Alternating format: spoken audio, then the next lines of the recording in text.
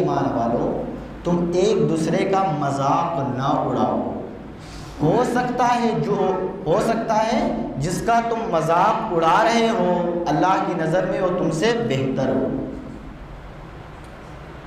آج ہم تو اپنے سے بڑے کو نہیں چھوڑتے، داڑھی سفید ہے لیکن ان کا بھی مذاق بنا رہے ہوتے ہیں۔ خدا را نوجوانوں سے ہاتھ جوڑتا ہوں، اس سے باز آئیں، اپنے ماحول کو بدلیں، تبدیل کریں، یہ فالتو گیری سے باہر نکل کے سوچیں، ایک اعلیٰ قسم کی سوچ بنائیں۔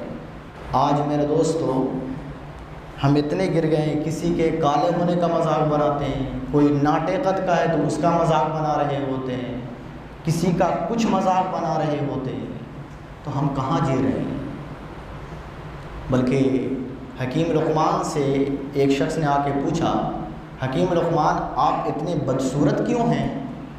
حکیم لقمان بڑے حکیم گزرے جن کے بارے میں پوری ایک سورہ مکمل نازل ہے قرآن میں۔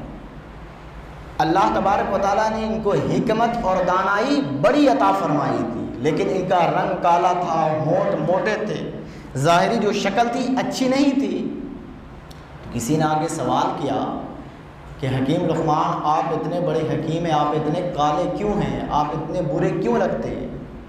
تو حکیم لقمان حکمت کی بات کرتے تھے، تھوڑی دیر خاموش رہے اور پھر فرمایا کہ تم مجھ میں کمی نکال رہے ہو یا میرے بنانے والے میں کمی نکال رہے ہو؟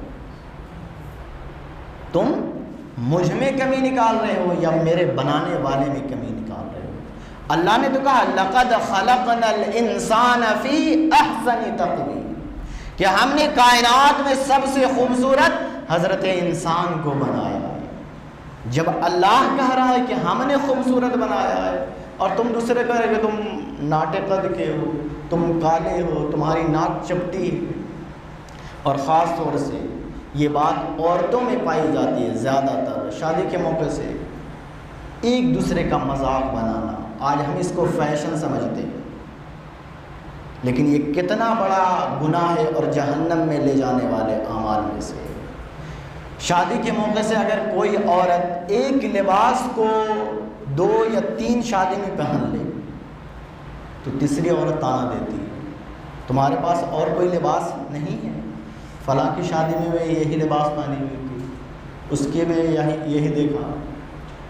تو خدا را سمجھے ہم کہاں گر گئے ہیں، کون کس چکی سے پس رہا ہے، غربت کی چکی میں کہاں پس رہا ہے، کس طرح سے انتظام کر کے لباس خریدتا ہے۔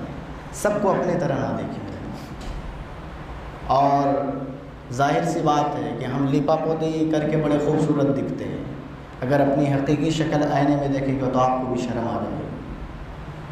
ہم تو سمجھتے ہیں کہ سب سے اعلیٰ ہم ہیں، ہم سب سے خوبصورت ہیں، ہم سے زمانے میں بڑا کوئی متبرک شخص ہی نہیں ہے، باقی سارے گندے ہیں، غلیظ ہیں۔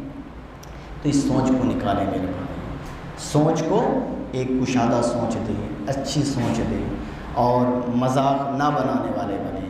اللہ کے رسول صلی اللہ علیہ وسلم بیان فرماتے ہیں اگر کوئی کسی کی پردہ پوشی فرماتا ہے، کل قیامت کے دن اللہ رب العالمین اس کی پردہ پوشی فرمائے گا۔ اگر کسی بندے میں کوئی عیب نہ ہو پھر آپ عیب تلاش کر رہے ہیں تو یہ کیا ہو گیا؟ بہتان۔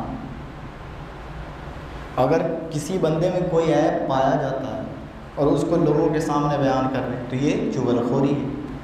تو کم سے کم اتنا لوگوں کو سمجھیں، جتنا آپ اپنے آپ کو اچھا سمجھتے ہیں اتنا لوگوں کو اچھا سمجھیں۔ اس لیے کہ ایک شاعر نے کہا تھا کہ زمانہ تو ایسا گزرا ہے کہ لوگ نے تو مریم علیہ السلام پر بھی الزام لگائے، یوسف علیہ السلام پہ بھی الزام لگائے گئے، امی عائشہ کے اوپر بھی الزام لگایا گیا ہے، تو آپ کے اوپر بھی لگائے جا سکتے ہیں۔ تو خدا را بس ایک ہاتھ جوڑ کے التماس کروں گا کہ اگر آپ کے گھر بھی بہن ہے، بیٹی ہے، تو خدا را دوسروں کی بیٹی کی، بہن کی، بہو کی باتیں کرنا چھوڑ دیں، ورنہ ساری نماز عقارت ہے۔ مسجد سے نکلے کیا رسمی سجدے ہو جائیں گے، آئیں جیسے ڈیوٹی جاتے ہیں۔ تو خدا را آپ سے ہاتھ جوڑ کر کہتا ہوں کہ اگر آپ کے گھر میں بیٹی ہے، بہن ہے، بہو ہے، نہیں ہے تو آئیں گی۔ اگر آپ کسی کے اوپر عیب لگاتے ہیں تو یہ آپ کے لیے ہلاکت ہے۔